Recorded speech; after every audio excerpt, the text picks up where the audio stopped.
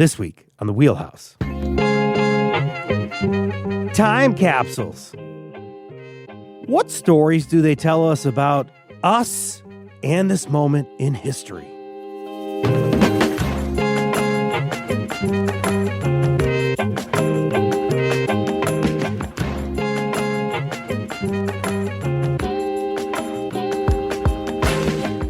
For Connecticut Public, I'm Frankie Graziano. This is The Wheelhouse, the show that connects politics to the people. We got your weekly dose of politics in Connecticut and beyond, right here. On July 4th, as communities across the country celebrated America's 250th birthday by drinking out of red Solo cups, eating the Nathan's hot dogs off the grill, other bits of Americana were commemorated in Philadelphia. A time capsule was buried that won't be opened for another 250 years. America's time capsule, holding artifacts from all 50 states, was put together for future generations to understand what America looked like, valued, created, and debated in 2026. This hour, we'll talk about how time capsules offer a freeze frame of Americana. Joining us now, Special Advisor to America 250 and Project Manager for America's Time Capsule, Tom Medema. Tom, thank you so much for being here today. Greetings. Thanks for having me. It's good to be here. I'm hoping you can help me set the scene here. Last Saturday, July 4th at 9 a.m., a 900-pound stainless steel cylinder, otherwise known as America's Time Capsule, buried in Independence Park in Philadelphia. Who's at this event, and what were people there saying about the time capsule? Yeah, it was a remarkable conclusion to quite a journey getting this time capsule finalized and into the ground. It was hosted by Jen Condon, the Executive Vice President of America 250, two of our commissioners who were appointed to their positions, Reggie Brown and Kathy Gillespie. Mayor Sherelle Parker joined us, the mayor of Philadelphia. The superintendent of the national park there, Independence National Historical Park, Steve Sims, and Tom Caramanico from the Independence Historic Trust. That whole group had said remarks and welcomed hundreds and hundreds of invited VIPs as well as the general public who came to see the culmination of this historic event. What kind of fanfare are we talking about? Do we have a lot of the general public? Is there any kind of, not necessarily pyrotechnics, but is there musical accompaniment? What do we got? Yeah. It was really cool. There was, I guess, the most significant and popular thing was the bald eagle who joined us. Indy the Eagle, who is a war eagle from Auburn University, who has accompanied us at many of the America 250 events, came to Philly to preside over the ceremonies. And so Indy was incredibly popular and was there the entire half-hour ceremony, kind of presiding. And a lot of people were able to get their photo with Indy and just to see that symbol of America right there on site during the ceremony was incredibly meaningful. And certainly some Americana music along the way in between speakers and before and after as well. And there was just so much pomp and circumstance happening that day on Independence Mall because of everything going on from the World Cup to all of the July 4th, 2026 events. It was really festive and really fun. Yeah, Philadelphia was the place to be on July 4th. I was watching the World Cup game that afternoon while I was preparing for a cookout. And I was thinking, man, I want to be there. But Tom Medema was there. And now I want you to help me understand when this time capsule will be opened again. And who's going to open it, I guess. Yeah, who's going to open it, of course, remains a mystery. But 2276. Hard number to wrap your mind around, 250 years into the future. Presumably, the superintendent of Independence National Historical Park in 250 years, along with dignitaries from the 500th commemoration, whatever commissioners we may have, whatever dignitaries, will choose to be there to open it. And hopefully large numbers of the general public, like those that saw it in the ground, will be there to get it out of the ground, to help get it open, and to look at the contents that we've left for them. For days leading up to July 4th, you were in charge of, quote, babysitting, unquote, the time capsule. What exactly does that entail? Yeah, well, the time capsule had to make a journey. So it was built and designed at the National Institute of Standards and Technology by the engineers at NIST in Gaithersburg, Maryland. I made multiple visits there to see it being developed, to see it being created, and to see it being sealed. And then it was picked up by an art handling company and transported up and put on the stage. We wanted it to be visible to the public, not just for a few minutes during the ceremony, but in the week leading up to it, as all these people were coming to see the Liberty Bell, to see Independence Hall. Right there on the same hallowed ground sat the time capsule. And so we built a custom stage because, again, it had to be lowered into the ground into an 8-foot hole. And you can't just do that, with any particular stage. Most stages don't have a big hole in them. So we had a custom stage built, and the time capsule and the bell jar sat there on the stage for the week leading up to it, along with a couple of exhibits that we developed to tell the story about how they were done, what's inside. And there were so many questions. So just to be there, along with the security guard we had on site, was a lot of fun in the week leading up to it. Just meeting with people, talking about the whole process, and interpreting the time capsule to the visitors to Independence Park. Every state, territory, the District of Columbia submits objects to be included in the capsule. Can you tell us about some of the contents? Like, what were some of the most exciting submissions you received? Yeah, the public law said that the time capsule shall contain a representative sample of all books, manuscripts, relics, memorabilia from the semi-quincentennial. So consider there were tens of thousands of things created for this year, memorabilia and things for this year. And so we left it to the states and territories to tell their own story, to choose the items that they found most relevant to share, either from current time or historically.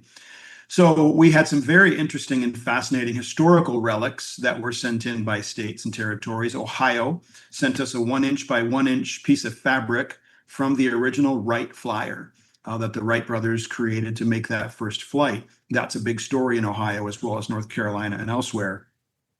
I keep coming back to Wisconsin. They sent an eagle feather. Now, we had an eagle, bald eagle on site. They put in a bald eagle feather from Old Abe, a bald eagle that went into battle 8 times during the Civil War as a literal war eagle, to inspire the Union troops from Wisconsin in 8 different battles. And so they have a number of feathers that are left over from Old Abe, and it's a fascinating story. And so they included that. So those kind of historic relics went in. A number of states and territories sent in tribal and indigenous artwork, because as we know, we're not a 250-year-old country, maybe officially, but we go back to time immemorial. And so a beaded piece of artwork from a native Crow Nation member in Montana, incredible shell necklace work from the Northern Marianas Islands and from Guam, a woven bookmark from the Wabanaki people in Maine, and so on. So many of those things also were incredibly powerful. And then a lot of letters, so contemporary letters from governors of many of our states and territories, but also from the youth of America. We have a program called America's Field Trip, where students create artwork and writing that they submit about what America means to them. And we put dozens of examples of that student artwork and those writing, the poetry and the essays into the time capsule to speak to what a 4th grader thinks about this year, or a 12th grader, in addition to governors from many of our states and territories. So it's really broad and really reflective of the entire nation.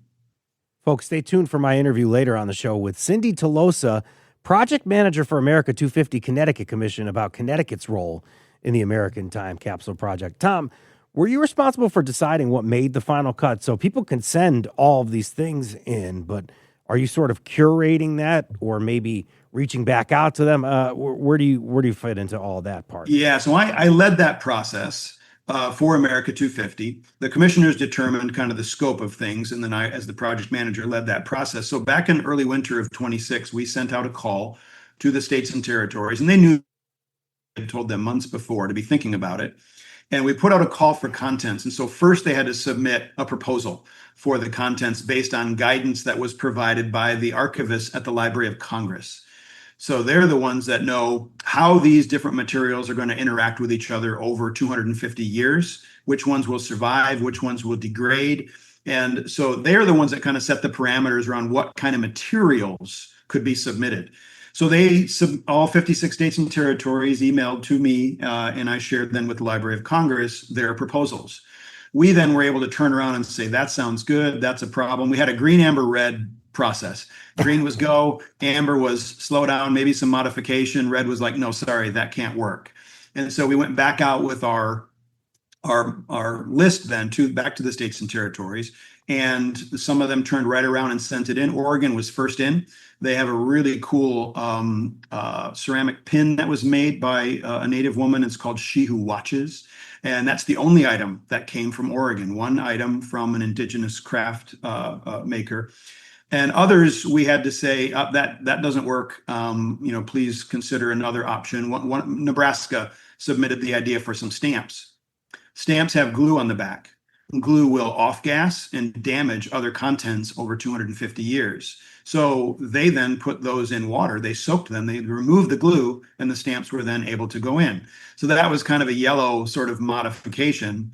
And then some of the things were just a no from the start. One of them had some like organic material, like an elk hide piece. We just couldn't put in organic material. So that one, they had to kind of come up with something different. So yeah, and then by the end of April, then all the physical objects were supposed to be in hand so that we could review them, catalog them, photograph them, and the Library of Congress could test them and just make sure that they met standards. And as you can imagine, with 200 plus objects coming in from all over the country, not everybody hit the mark. Not everybody did what they said they were going to do. Not all the items were able to meet, the final standards. So we went back and forth during the month of May, and right up to the last minute, I mean, literally a day or two before we were sealing the capsule, we were still going back and forth on a couple of items and had some things overnighted. And, it was right up to the last minute to get some things in. And then one or two items, arrived a day or two late. And every state's represented. There were just multiple items from multiple states. So it was quite a journey from that first request to actually putting the lid on the capsule. What day in 2026 is the lid on the capsule? And then after that, not because of submissions or anything like that, but is there anything you're saying, man, I wish we got to put it in there? The July 4, 2020, 2276 is the date that it's no, excuse me, I apologize. When did you seal the capsule? Okay. We sealed the capsule. Yeah, sorry. Yeah. At a small ceremony at the National Institute of Standards and Technology, we sealed the capsule on June 8th. And that was a ceremonial sealing because then the capsule actually went into a climate controlled room for 2 days because we needed to get the humidity of all the paper and other objects in there down to about 35% before we actually put the lid on. Gotcha. So it was actually closer to June 10th that they actually sealed the time capsule so that everything had the best chance of survival with the right temperature, controls inside the vessel.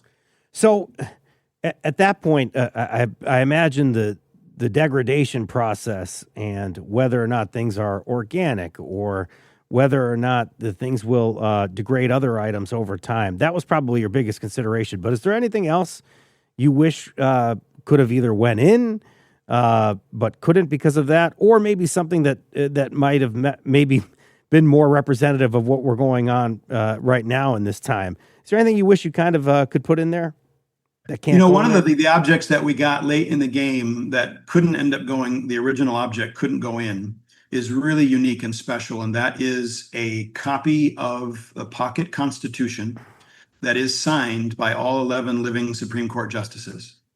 That came in late, and it was the materials were such that it couldn't be put in the capsule because of that degrading. It was one of those things you get at the gift shop. It had, kind of a faux leather cover. It had glue in the binding, and it would not have done well over 250 years. So in that case, we did a pivot, and we did an archival photocopy of it, and we put that in the time capsule. And in the original, we will put with our permanent collection that will go in one of our national museums like the National Archives, Library of Congress, Smithsonian, where a number of the other things from our commemoration will go. The NFL football, for example, we have a football from the NFL playoffs with the America 250 logo on the side of it, big piece of pigskin, could not go in the capsule. And yet we want to preserve that. It's a piece of the history and the story of this year. So those are the kind of things that are going in what we're calling this companion collection that we're going to be curating over the rest of this year.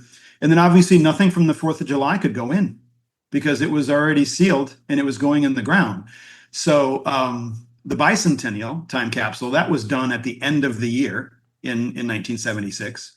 And it was put on a shelf at the National Archives. So there's two things going for that one that we didn't have going for us. Number one, we don't have a climate controlled environment. We're getting buried in the ground. That's the law. And we're also not being done at the end of the year. We're being done on the 4th of July, being sealed in June. So not even hardly half the year's gone. So all of these things that happen, on the 4th and after don't get to be included in there. So that was where this idea for a companion collection came from. And we'll continue to collect things for that collection as well. So help us understand then how people, I guess, in 2276 will understand if they were trying to think about what was going on in 2026 as we were celebrating our semi-quincentennial here. What do you hope they'll find out about America in 2026? I think what I believe they'll find is an enormous sense of pride and hope, and there's trepidation, right? We know there's trepidation in our politics today, in the public consciousness today. Those things are captured in the time capsule. They're captured in the letters from governors, from red states, from blue states, from purple states. Those ideas, the moment is captured in those things. In letters from citizens, Delaware, for example, put in a bunch of note cards from citizens who wrote about their feelings this year. We did a time capsule exhibit at the White House Visitor Center in Washington, D.C., where we collected note cards from visitors to Washington, D.C. that said, what's your message to the future? What would you put in a time capsule? What innovations do you predict for the next 250 years? And there was a wide swath, as you can imagine, of opinion and sharing the concepts of life, liberty, the pursuit of happiness, or the absence thereof, or that the future is AI based, and what will humans' role even be in 250 years? All kinds of things like that put in the time capsule. And so I think the people that open it will get a glimpse of the 56 states and territories, how they see themselves, the optimism as well as the trepidation of 2026 is present there, but the hope that the ideas that we were founded on are strong enough to survive, that they have become strengthened from what they were in 1776. So many more people have access to those things today than had access to life, liberty, and the pursuit of happiness in 1776. And the hope that many more people, it's accelerated even more over the next 250 years, have access to life, liberty, and the pursuit of happiness in the U.S. So there's a lot of those kinds of messages in there, as well as just kind of the fun and pomp and circumstance of this year. But I think there's much more power in it than just a celebration or commemoration of this particular year. You've been listening to Tom Medema, Special Advisor to America 250 and Project Manager for America's Time Capsule. Tom, so great to hear about what you all did and what people may hear about 2026 in 2276. Thank you so much, Tom. Thank you. It's great to be here, and happy semi-quincentennial. Happy semi-quincentennial. After the break, we'll discuss what Connecticut contributed to America's Time Capsule. Folks, we want to hear from you. If you can add an item to America's Time Capsule, what would it be? I know what I wanted to do now that I just talked to Tom. I wish I sent in one of those notes cards so I could say, hey, future man, future woman, please send a Gray Sports Almanac from 2276 to me here in 2026 so I can be rich. That's a Back to the Future reference. Give us a call, 888-720-9677, 888-720-9677.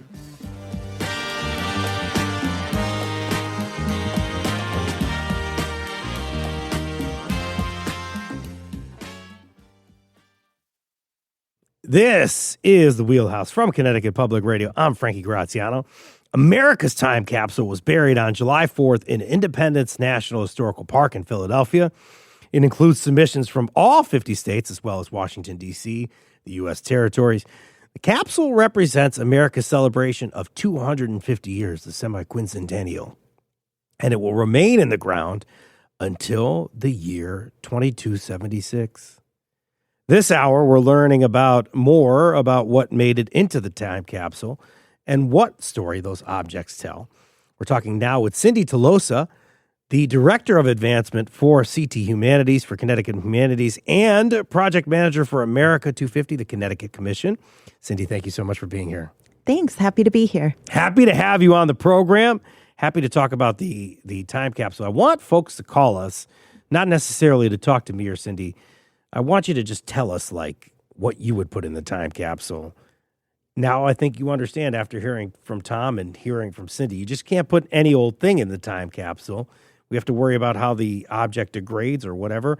We know that you can't necessarily have glue or anything that's organic in there, I guess, because it could break other things down. Cindy, let's ask her. She was involved in the process. What decisions kind of went into that, I guess? What's the big deciding factor in here for you? Yeah, so we really took it literally that it had to be objects that were part of the planning process for the semi-quincentennial.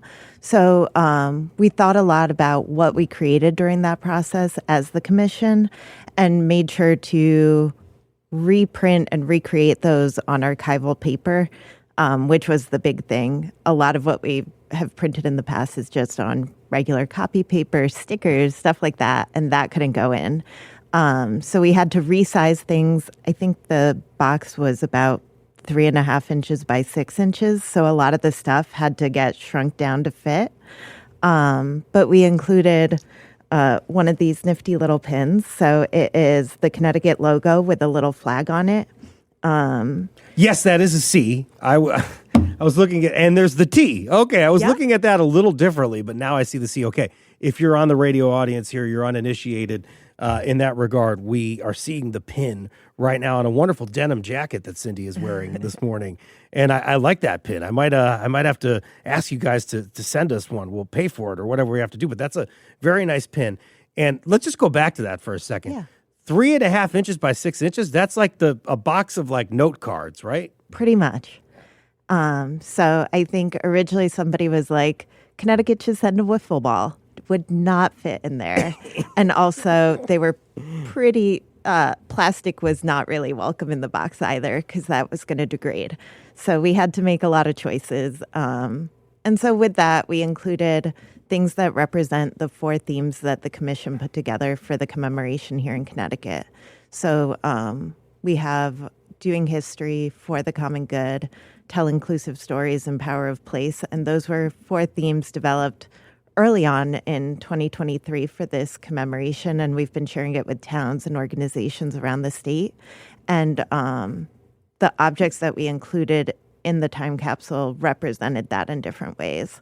So we had a conference back in 2024 where we used those 4 themes for 4 different sessions to kind of help folks think broadly about what the semi-quincentennial could be so that it wasn't just reenactments of 1776, but really celebrating the last 250 years of Connecticut history.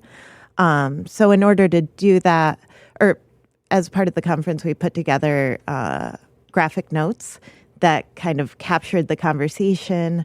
So we shrunk those down and included a printout of those notes. We included some stickers for each of the themes, well, without the adhesive and without any of the stickiness. But printouts of those. And then we included a planning guide that we worked on back in 2023 and 2024, which included essential questions for each of the themes that teachers could use in the classroom, different Connecticut stories that kind of highlighted those themes, the purpose of the commission. And we thought that little planning guide would include a lot of the background that someone 250 years from now would, that would help them understand what we were trying to do here in Connecticut. You got pictures of this somewhere online or something like that, or a display that somebody could see? Yeah. Tell us where we could find it. CT250.org is the planning website. We've also got 250andct.com, which is like events and public stuff. But that CT250.org has a lot of our planning resources. And they will see this shrunk down archival copy paper, I would imagine there. No, we have the PDF of the original document. Yeah. The shrunk down version gets a little hard to read. Yeah. But maybe they'll have some kind of technology. Will they be able to? I keep thinking about Back to the Future. I'm thinking about Lorraine putting the Pizza Hut pizza from the little bag there, and it goes into the microwave, and it becomes a big pizza. All right, let me shut up and talk about some business here. 2016 congressional mandate, that's what kind of sets those guidelines for you all. Yeah, we received guidelines. Federal U.S. Congress, sorry, go ahead. Correct. We received guidelines from Tom Medema, and it really highlighted just how complicated it is to have a box survive for 250 years. And really, like I said, I think some of the other states took things a little more broad in terms of what they were including and really thought about what would represent the state itself. And we were a little more literal in terms of the prompt was effectively share materials that reflect the semi-quincentennial in Connecticut. And so we really stuck with what was the planning into this and what are people going to need to understand what we were thinking. And let's not make it political either. That was a big focus, I would imagine, from you guys. Yeah, so the commission here in Connecticut has really strived to be nonpartisan.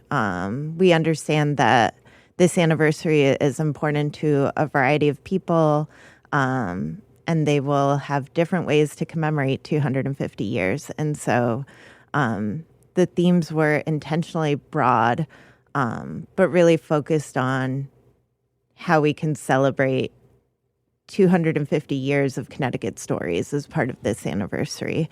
And so much of what has happened here in Connecticut reflects the nation. And so trying to include different ways for people to think about that. All right, so you send those items off to Tom Medema and Co., but that's not it. You have you talked about eliciting a response from the folks here in Connecticut. As I guess succinct as you can, tell us about other events that are happening in 2026 here to mark the semi-quincentennial. It's not over yet, right? It's not over yet. There's going to be events all year long. I think if the time capsule had been collected at the end of the year, we would have included a reproduction of the recommitment document that we're having towns around the state sign. Folks signed on July 4th. We have a few more towns to collect signatures from, but it was really a recommitment to the ideals of the Declaration of Independence, life, liberty, and the pursuit of happiness, and just a reaffirmation that those ideals are important to Connecticut towns, Connecticut people, and just the general state. So we would have included a copy of that document if we could have. And so beyond that, we had a lot over the weekend, over July 4th, but there are tons more events happening this weekend. Enfield is doing a big celebration. Celebrate New London is going on, lots more fireworks, hopefully not rained out like so many of last weekends. Sail Fest is coming up. The Grazianos love Sail Fest. We have a good time down there. Yeah, the Connecticut Maritime Festival in September. Durham is having a great reenactment in October. So there is plenty of 250th to go around for the rest of the year. As we finish up here, I just want to ask you, what is something you learned from this process, be it from the listening sessions, be it from shrinking down copy into a 3.5 by 6, or I guess less than that, inch piece of content? What's something you learned about America throughout this process, or something that struck you throughout the whole time participating in this work? I mean, I think what's been really striking is just how much people want to be a part of this. And whatever their perspective is, they just want to be a part of it and have their perspective be represented in the 250th. And so celebrating that diversity has been really interesting for me, and just hearing from so many people around the state. I did not think I'd be here 4 years ago, but it's really been a lot of fun. You've been listening to Cindy Tolosa, the Director of Advancement for CT Humanities and Project Manager for America 250 Connecticut Commission. Cindy, great to have you on the show. Thank you so much for coming by. Thank you. Had a terrific time learning about Connecticut. After the break, towns across Connecticut have been celebrating with their own local time capsules. We'll chat with some of the organizers. What artifact would you put in your town's time capsule?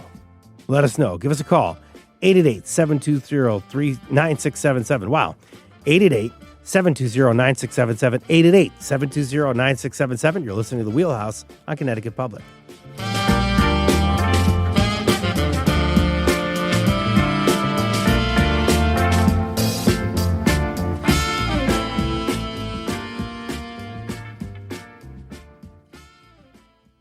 This is The Wheelhouse from Connecticut Public Radio. I'm Frankie Graziano. Towns across Connecticut. How about Durham? How about East Granby? Fairfield celebrated America 250 with their own time capsules. These are items obviously buried into the ground to be opened up later on in American, history. For the rest of this hour, we're joined by some of the folks involved in the local celebrations to hear about what they buried. Sarah Atwell is the chair of the Durham's America 250 Commission and the president of Durham's Historical Society. Good morning, Sarah. Good morning. Thank you. Thank you so much for coming on the show. Also joined by Jason Hayes, first select person of East Granby. Jason, thanks so much for being here. Thank you very much. I'm excited. And you got an East Granby cap on. I'm excited about that. That's an East Granby trucker hat. I like that. Folks, give us a call really quickly. I'm looking for some of those items you would put in there. I guess don't even imagine the fact that it has to last 250 years. Just tell me something you want to put in there if you could, if you had your druthers. Sarah, this hour we've been discussing local and national celebrations of 250 years of America. As chair of Durham's America 250 Commission, talk a bit about your town's vision of the year. What were some of your goals in organizing the celebrations? So we have been really ambitious, which has been great. We have had lectures on various town-related topics, history, as well as upcoming events. And then we did our declaration reading on July 2nd with our time capsule. But we really wanted to focus on local history and building local community pride and bringing topics forth that maybe residents didn't know so much about. And that's been pretty successful. We started in February with a lecture on a dragoons unit that was stationed in Durham during the winter of 77, 78, and went from there. So different specific town topics, regional, trying to just focus on our local history. It's not always national, folks. There is a big deal of this that happens at the local level. Jason, I want to know about East Granby and the priorities that you would have had ahead of America 250. Let's say it's the end of 2025 and you're thinking about it, or even before then. What were your priorities? I think the focus for those in East Granby has really been trying to focus on our history as a small Connecticut town. East Granby is home to Newgate Prison, which is the oldest prison in the country. So we do have an original piece of original play being performed there called The Slippery Truth, which will run all the way through August. I felt that it was important with what's happening with the current economy that we try to spread our events out, because I think with the price of gas and everything else happening, the more events we could offer to our residents, the more kind of enjoyment that we could offer, while at the same time educating them to East Granby and the national historic value of the 250th. So it's really been an interesting process, really reaching out to folks over the last couple of months and finding out what they were looking to be part of. Durham has its own time capsule, right? Sarah, what's in it?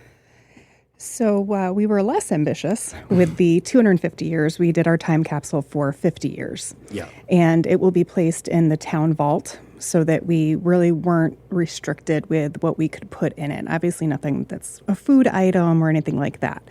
There are letters from town residents in there. We asked people to highlight what they thought was wonderful about their town. A friend of mine sat down with her family and wrote a letter that her daughter can open in 50 years as well. We had a joint essay contest with our neighbor Middlefield's 250 committee, We share a school district, and so we did an essay and art contest. And so each of the essay submissions were placed in there. Our first selectman, Brendan Ray, asked all the commissions and town employees to put in a letter to their future self and whoever is in that position in 50 years. So several of us wrote letters to whoever was going to be, in my case, organizing, the 300th. So that was fun, but there's little, objects, pop culture objects. There's the Connecticut pin we put in, the national pins, and then our challenge coin that we had made up along with one of our pins for fundraising, a box made by Durr Manufacturing, who's a local box maker, all with the logos on it. You're ambitious, and now you got to get going. You got to get going to make sure that you could open it in 50 years. Yes. Time to go, guys. We got to make sure that we can make it for the 300-year event here. But East Granby's time capsule ceremony is still to come. I understand it. Can you tell us about the events you're planning this summer and which of those events might include the time capsule dedication? So we have two larger events happening this summer, one on August 21st, which is our last blast of summer concert, which will also have a 20-minute fireworks display. We will be dedicating the time capsule on September 13th, which in East Granby, if you're a resident or some of the surrounding towns, is Duck Derby Day. It's a day where our local Lions Club has a duck derby race where they drop the rubber ducks down the Farmington River. And we'll be dedicating our time capsule that afternoon at East Granby Community Day. So we'll be doing that at Granbrook Park, which is one of the incredible parks directly on the Farmington River in East Granby. We're in the middle of revitalizing that park. It will be completely done by the 13th. So inside the capsule, we'll also be placing the original map of Granbrook Park, which used to actually have 100 homes and a bridge on it prior to the 1955 flood. So in the capsule, we'll be placing all of that information of what Granbrook Park used to be, as well as what it currently is now and how we are using it, and asking folks, what does Granbrook Park look like in 50 years from now when you open this time capsule? So I think it's really important if we expect folks to have a vision or an understanding of the future that we connect them to their past. I want to talk to you more about your planning. I missed something I wanted to highlight with Sarah here really quickly. The time capsule, I understand, is unique in itself, and there's a story behind it. Can you tell us about it, the one in Durham? Yeah, so in December, a home that was built in the mid-1700s burned, and through the efforts of the fire marshal and our first selectman, we were able to get a plank of wood from the home. The students at the high school shop class, along with their shop teacher, created the actual time capsule for us from that wood. And it was much larger than we had expected, which gave us a lot more space to fill with wonderful items. And then inside is laser engraved the history of the home with a photo of it. And then the actual inside of the lid is still singed from the fire. So that's a tremendous sort of irony there happening here in America 250. I understand that we have a caller right now from Glastonbury, Connecticut, telling us what they would put in a time capsule in Glastonbury. First of all, Cynthia, where would we bury this in Glastonbury? I'm a Glastonbury resident. Where would we put it? Well, hi, first of all. And second, I think maybe it would be good on the Riverfront Center because it's right on the river. It's a lot of, community members go out to visit it. And is it like climate controlled, though? I think that was like a big thing that Tom Medema was worried about earlier, or Sarah, too, when you're talking about where it goes, right? Definitely. We get a lot of, I'm just thinking about what the weather is like down there. Is it going to be not sure? I'm just having some fun with you, Cynthia. What would you put in your time capsule or in that time capsule in Glastonbury? I think Glastonbury would be best represented by some apple seeds. We have some spectacular farms here, like the fruit farms here in Glastonbury. And who knows, with our climate situation that's happening right now, what's going to survive and what won't. So I think it would be amazing to have some apple seeds in there. Yeah, go get them at Belltown or Dundero's. Love going Yes. to Donderos. Love having a good time. And hopefully Charlie and Annie will open that up in 50 years down by the riverfront. Maybe I'll be around. Probably not. But thank you, Cynthia. I appreciate you calling in to the Wheelhouse this morning. Absolutely. Apple Absolutely. seeds. That's exciting. Hey, Jason, I was talking to you earlier about it, about what you were doing at Granbrook Park. Let's talk about veterans. That's something that you guys are really trying to think about as you're thinking about America 250, is honoring the past and honoring America. Yeah, the two groups that do quite a bit of work volunteering in East Granby are our Lions and our veterans organizations. So the first item that will be placed into our time capsule will be a commemorative flag from the North Central Connecticut East Granby chapter of our local veterans, as well as a list of all surviving members. So that was important for us, and they will be the ones to close and turn the dial on the time capsule. I'd like to try to make sure that we're putting those folks who've kind of paved the way for where we are today, that they, instead of being behind the cameras or the one taking the photos, that we take a moment during this 250th and we put them in front of the camera. What day is that going in the ground again? September 13th. September 13th in East Granby. Granbrook Park? Granbrook Park. All right. Terry with America 250 in Portland is calling in. I understand that you're doing something on August 2nd. Tell us what you got, or at least what you're thinking about here.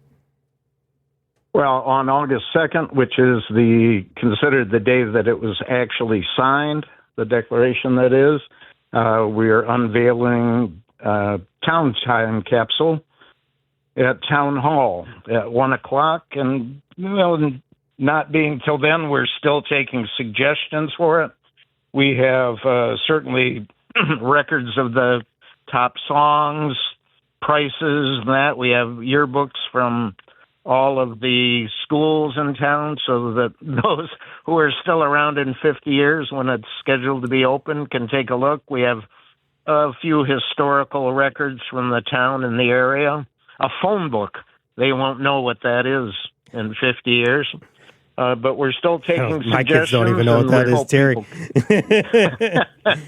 Terry, really quickly, I understand you just said you're still taking suggestions. Might I suggest something? Are you okay with a suggestion from Frankie Graziano? Sure. Lead with love, right? That's what we like to say sometimes on this show, because I'm very selfish. I'm thinking about like the Gray Sports Almanac. I'm thinking about like what kind of like items I might be able to procure and like whatever, or my kids. But listen to what Sarah is doing here. Of course, you with the veterans as well, Jason, but some beautiful, that heartwarming note from the mother to a daughter.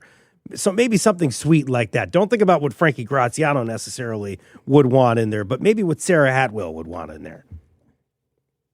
And we do have essays from students stating what it means to them, so that's important. Terry, thank you so much. Good luck on August 2nd.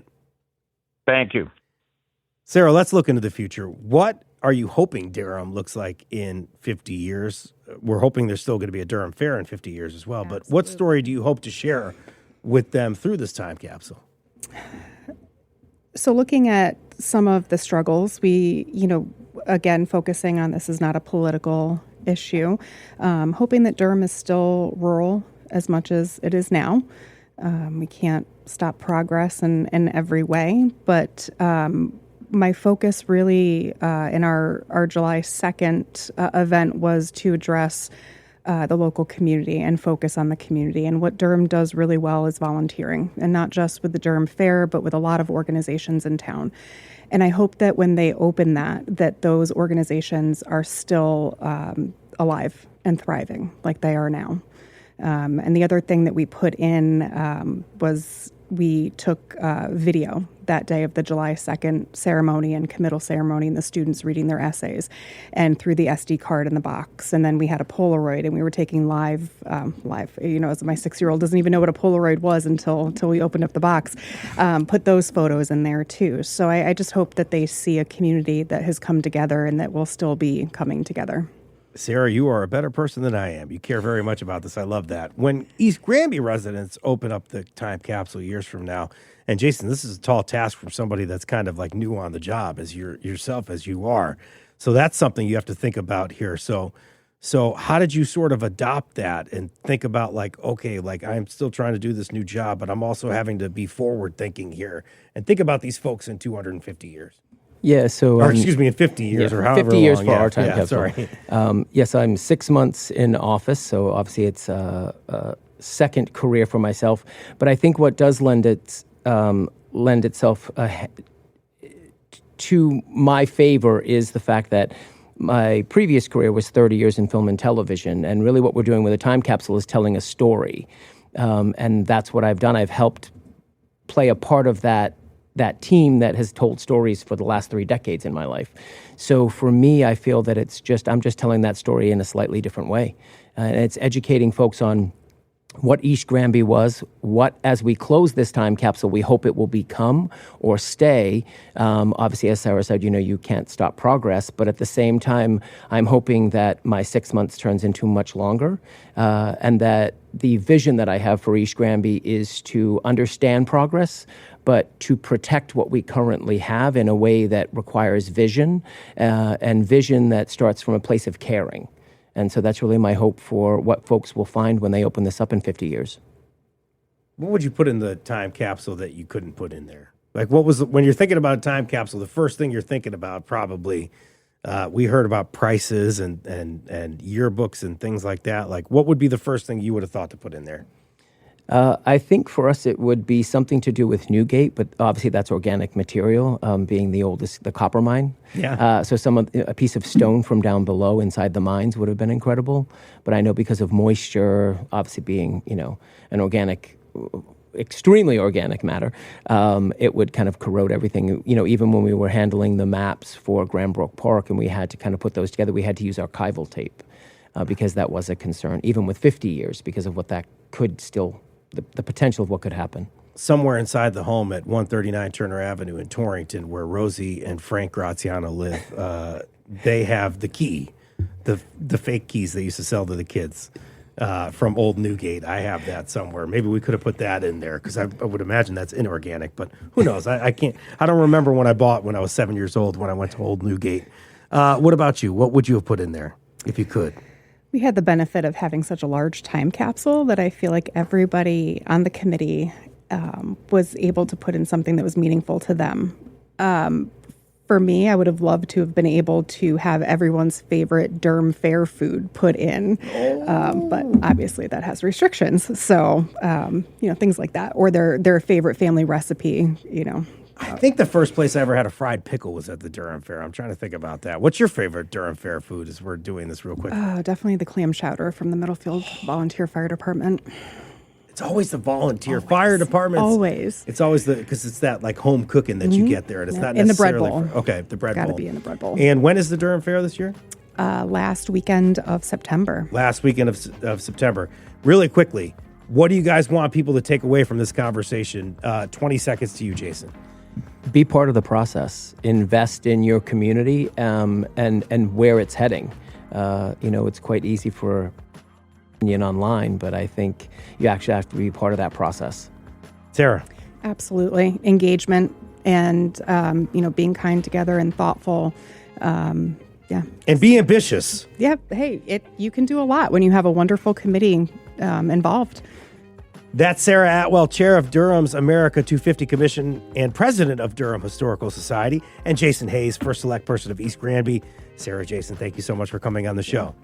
Thank you as well to Cindy Tolosa, Tom Medema for coming on the show. Today's show produced by Amanda Adams and Chloe Wynn. It was edited by Eric Ossen. Our technical producers are Eugene Amatruda and Dylan Ray. A special thanks to Tess Terrible, our talk show visuals and operations personnel here at Connecticut Public.